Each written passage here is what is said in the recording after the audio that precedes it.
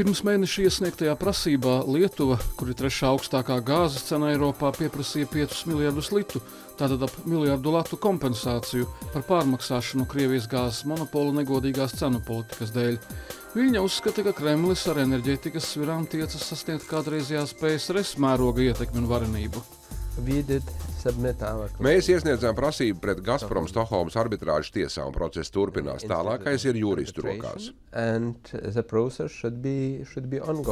Eiropas Savienība nesteidz pārmest Maskavai politisku alkatību, bet atgādina, ka aizstāv dalību valstis brīvas konkurences principa vārdā. Tā nepieciešama arī enerģētikas sektorā. Pastāv bažas, ka Gazprom, būdama liela monopola kompānija, faktiski ļaunprātīgi izmanto savu dominējušu stāvokli. Tas nozīmē, ka var apdraudēt, godīgas cenas.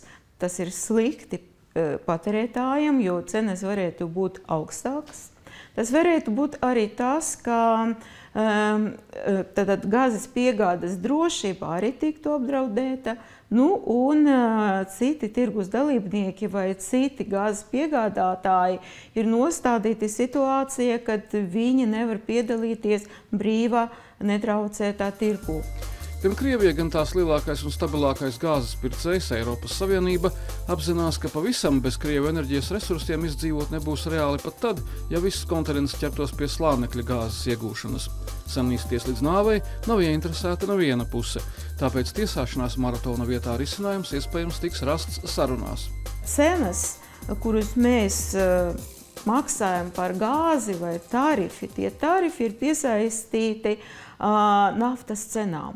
Un kadreiz tik tiešām pasaulē, ekonomikas pasaulē bija tāds likums, kā bija novērota ļoti cieša korelācija starp gāzes cenām un starp naftas cenām. Bet tagad pasaulē mainās un arī tie tirgi mainās, un tagad tādas tiešas korelācijas vairs nepastāv. Now we are paying 200 million euros. Tagad mēs maksājam 200 miljonus eiro, lai atbalstītu ar degvielu darbināmās spēkstacijas, kas izmanto Krievijas gāzi.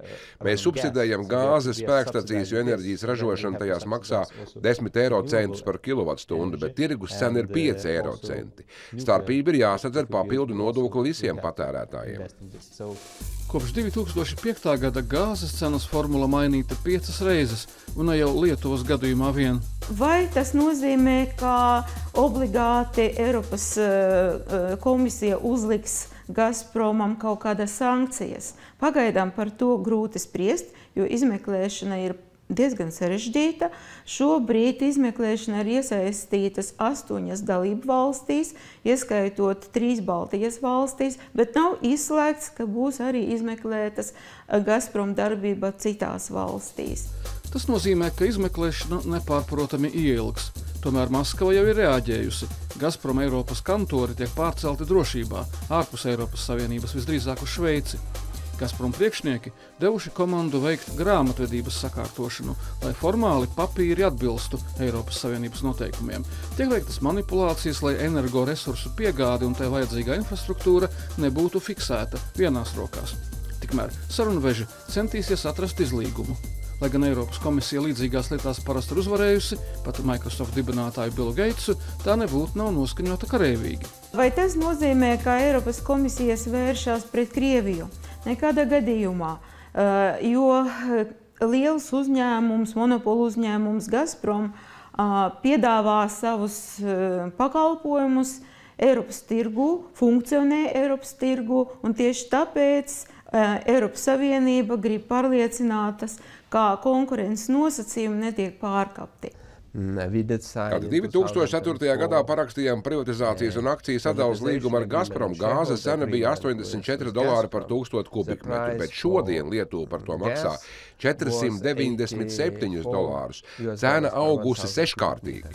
Lietuvieši aprēķinājuši, ka pēdējos 8 gados Lietuva pārmaksājusi ap 1 miljardu latu, konvertējot latos, bet šobrīd Viļņa runā jau par izlīguma iespēju. Vai lielākas cerības tiek liktas uz jauniem zemākiem tarifiem nekā kompensāciju par pārmaksāto? Vienmēr pastāv kompromisa iespēja, piemēram, vācu firma E.ON arī tiesājas arī ar Gazprom arbitrāžu tiesā. Tā paņēma prasību atpakaļ, savukārt Gazprom atlaida gāzes cenu pat par iepriekšējo laika posmu. Krievi atzīst sarunu realitāti. Jāšaubās, vai Krievijas monopols lietuviešus respektēs tāpat kā Putinam simpātiskos vāciešus. Lietuva viena nevarēs uzveikt varu no Gazprom, lai arī tās pusē būtu taisnība. Nav jāgaida, ka drīzā nākotnē kaut kas radikāli mainīsies. Es neceru uz to. Pat par zemākām Gazprom cenām dažs Eiropas Savienības patērētājs sāk strīdēties. Es negaidu kopības darbības Lietuvas labā. Mums pašiem ir jārada alternatīvas. Piemēram, jāceļ sašķidrinātās gāzes termināls Klaipēdā, un tikai tad varam sagaidīt rezultātus. Bet gluži bez sirdsēstiem vairs nebūs arī Gazprom ikdiena. Ļoti ticami, ka Eiropas komisijas izmeklēšana veiksies ar Gazprom kompensācijas izmaksāšanu tai un cenu politikas pārskatīšanu.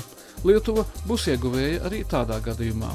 Mēs, ja tikai noskatīsimies notiekošajā no malas, paliksim bez kompensācijas.